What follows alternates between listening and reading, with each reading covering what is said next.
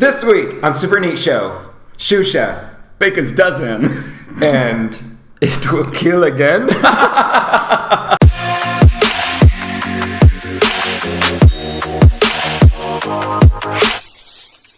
Hola, bienvenidos a la episode 12. 12 campana. Por la mañana. This morning we got waffles and coffee and the Bible. And birds. Shout out to Katie, who left a comment with proposed names for the birds. Jimmy and Jenny. I'm not sure who is supposed to be who, but if I were to guess, Jimmy. Jenny. What made you smile this week? So, over the weekend, we celebrated our sister's birthday. Shout out to Mel. Hello. She's probably, 29 years old now. Nah, she gets younger every year. Oh, that's right. She's like 23 now. Is that Benjamin Button? And it was fantastic. We just hung out. We had a good time. Lots of cake, lots of sugary treats. And we also got a chance to go out for a walk. What about you? I had the privilege to go to a Hillsong conference in Los Angeles with some of the staff, and it was fantastic. In the opening ceremony, it was worship, including like bouncing balloons and lasers, and it was so fun. And you may say, well, Josiah, isn't that irreverent to use smoke machines and lasers and balloons in worship? We're all about irreverent profundity. Some people equate reverence with like somberness. And nuh-uh. It's true. No way. Because you've got some folks that treat Sunday service like a funeral. Yeah, so which is lame. I'm so sorry you came this morning. Apologies for, eating into your precious time this week. But then you look at somebody like King David, and when they were bringing the ark back, it had been out of the capital for years and years and years. I think it was at least 20 years.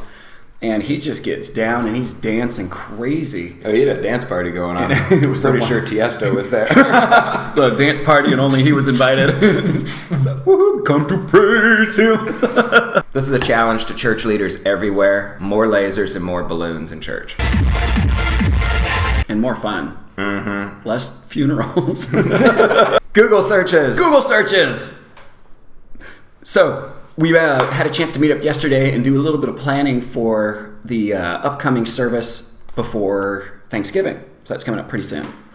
And one of the Google searches I had was actually referencing one of the verses that we're thinking about including, which has to do with the phrase, a sacrifice or an offering of thanksgiving.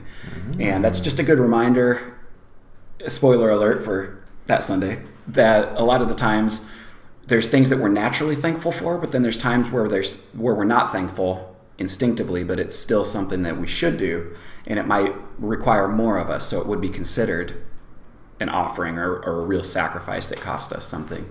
But what about you? Any Google searches? Xuxa.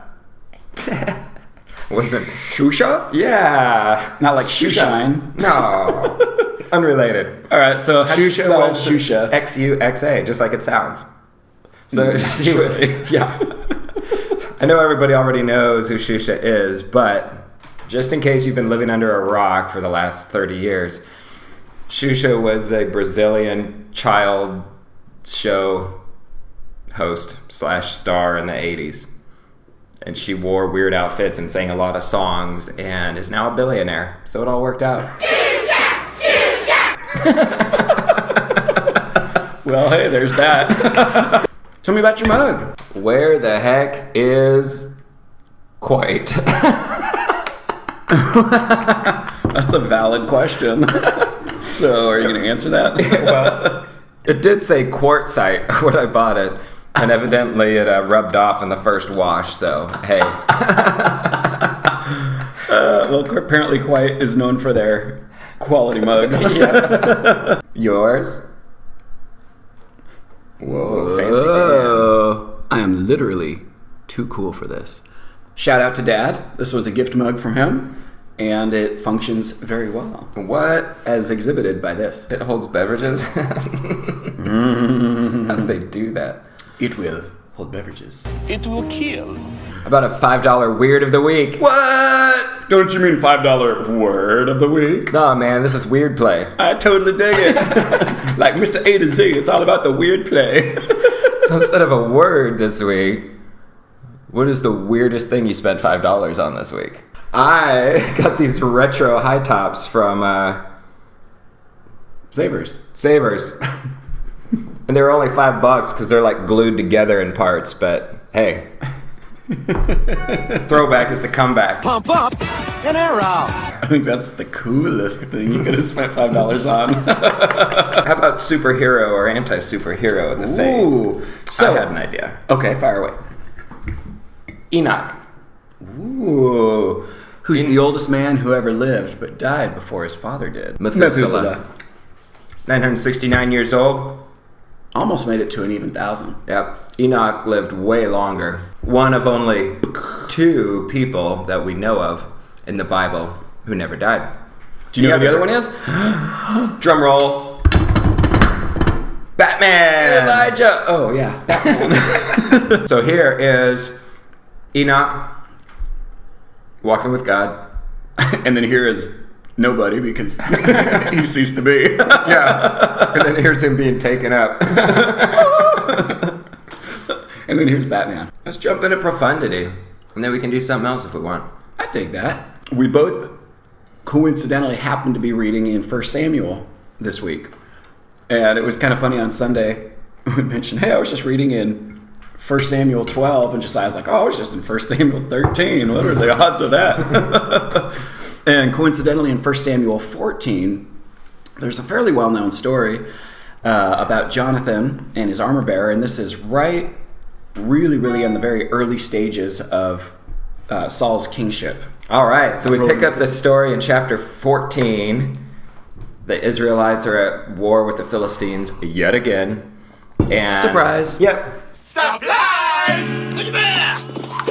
So Jonathan sneaks out with his armor bearer and takes off up the pass to see if the Lord will help him out. But he walks between these 2 crags. One is called Bozez. The other is called Senna. And they mean Slippery and thorny. they sound nice. Sounds like a luxurious place. And I love kind of the picture there where you see Jesus again repeats this in the New Testament where he says, well, narrow is the way and few will pass by it. And I think it just kind of serves as a good illustration that a lot of the times what we're called to do in obedience to God is going to be a very narrow path, and there's going to be danger and turmoil on either side that's waiting for us. Danger zone. So let's pick up with our boy Jonathan in verse 6. Jonathan said to his young armor bearer, come, let's go over to the outpost of those uncircumcised men. Perhaps the Lord will act in our behalf. Nothing can hinder the Lord from saving, whether by many or by few. Do all that you have in mind, his armor bearer said. Go ahead, I am with you, heart and soul. So Jonathan was courageous. He had to sneak out, basically, because his dad, Saul, would not have let him go and do this crazy thing by himself. And the people would have prevented him from going out and do this by himself. But he, courage is not the absence of fear. It is the absence of self, is being willing to put yourself in a situation for the betterment of others. And ultimately, in this case, is he was representing the kingdom of God at that time on earth.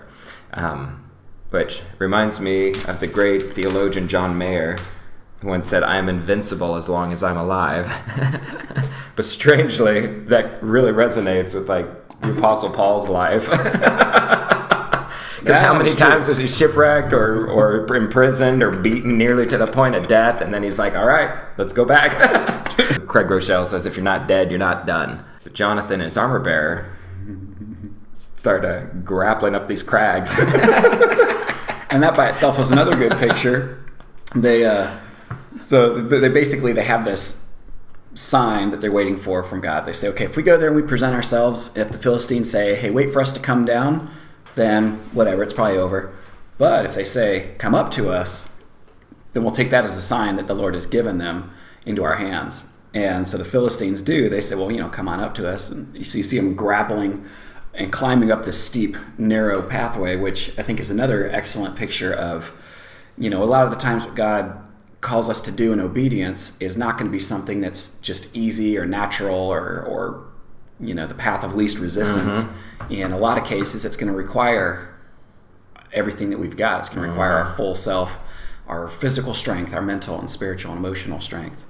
And that's just a good reminder not to be surprised when we face opposition or challenges in obedience to God. Supply! And so we get into this section that I love, and I think it's verse 12. So the men of the garrison, so the Philistines, they hailed Jonathan, his armor bearer, and said, "Come up to us, and we will tell you something." And I just picture them like standing behind the door being like, "Got a message for you right here." Come on up. My little friend wants to say something to you. Say hello to my little friend. Say hello to my little friend! But they're like, Bazanga. Behold, the Lord has given them into our hands. This is great. Let's climb up this rocky crag. Behold, these young folk and their slang. When you would normally read this story, you think, oh man, these two dudes are going to get pummeled. But in this case, it's a reversal. So they get up there, and it says, Jonathan climbed up on his hands and his feet, and his armor bearer behind him. And the Philistines fell before Jonathan, and his armor bearer also put some to death behind him. They took out about 20 betwixt the two of them, and then the rest of the Philistine army just started going nuts and like turning on each other. And that's when like Saul was like, "Hey, what's that noise going on up there? I hear Wait, who's missing? Jonathan, his armor bearer. What? Oh man, we got two guys missing, and all of a sudden there's craziness going on. Yep. But hey, they walked in obedience. They faced opposition head on, and they came out victorious on the other side. Which reminds me of something I heard at the conference this last weekend. Craig Rochelle was there speaking and talking about obedience and using the story in Acts 5 of Peter and John healing a lame man. And he made 3 points. That bold obedience usually triggers or is met with significant opposition. If you're not ready to face opposition for your obedience to God, you're not ready to be used by God. And, with Jonathan, he's like, perhaps the Lord will help us.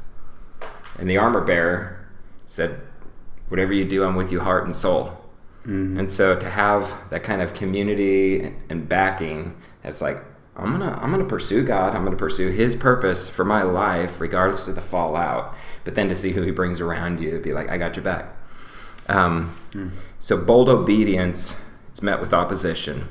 Bold obedience often releases God's miracles. As you see where Jonathan and the armor bearer, there's no way that two guys should have been able to take on this entire army, but God's power was released through their obedience. And then number 3, bold obedience always requires faith. We want to do something that's so big and bold and audacious that even if we fail, it would still be considered a success. So you go and do likewise. Go find some Philistines in a garrison. And eat more waffles. And be literally too cool for school. Whoa. Thanks for tuning in this week. Episode 12. Tune in again next week. Leave comments, like, post, hang out and party. Peace out.